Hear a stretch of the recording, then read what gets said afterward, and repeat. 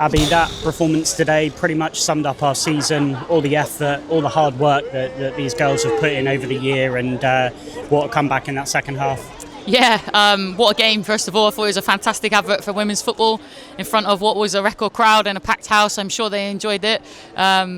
I couldn't be prouder of the girls at half-time, 2-0. The girls were a little bit flat, and I just said to them, trust it. Trust what we're doing. Be brave. If we lose 5-0, we lose 5-0. We're not going to get relegated. The house isn't going to burn down. And they were brave. They stood up and they tried to play, and eventually, we broke them down, and we knew we could force them into mistakes. We got them, we got that. And then we obviously won the penalty, and then Ishbel turning up, doing what Ishbel does, arriving late in the box. I'm really pleased that it was her, because it just epitomises everything that she's been through this season. All the hours and all the extra bits she's doing, and pops up with the equaliser. Could have been sweeter.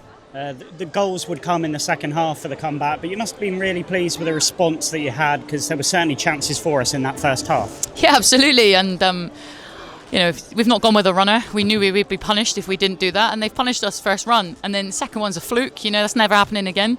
And we've just got to make sure we steady the ship and our heads don't go. And the girls reacted extremely well, and they stuck to the plan first half. We could have gone in 2-2, we could have gone in 5-5. It was one of those games today. But yeah, like I said, the girls stuck to the plan. They stuck to their jobs. They knew man for man they could match Watford's output, and I think we probably finished the game the strongest of the two teams, and probably should have won it.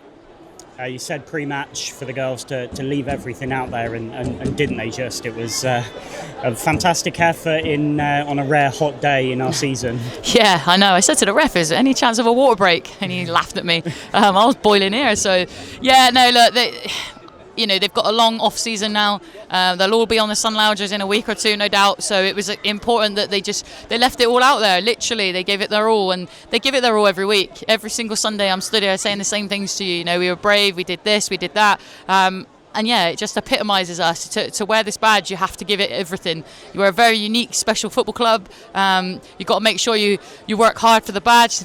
The fans will remember the name on the back of the shirt. That's for sure.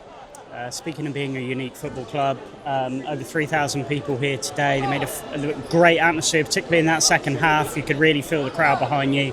It must make such a huge difference. Yeah, when we were 2-1, they really gave us that bit of extra energy to go on and chase that second. And then once we got that second, it was dominant, wasn't it? The kids in the corner, I could hear them chanting all game.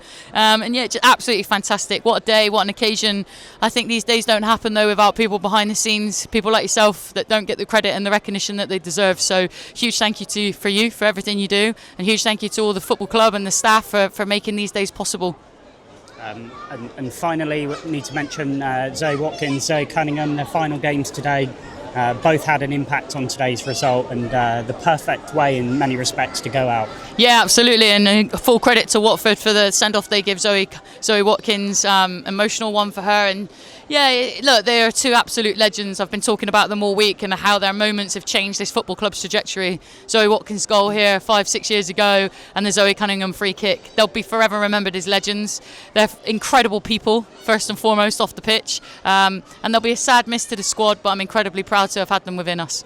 And I'm sure you're going to enjoy a nice break now. It's been a quiet season all in all, and ready to go next year. My out of office is already on, and I will be on a sun lounger this time next week, that's for sure.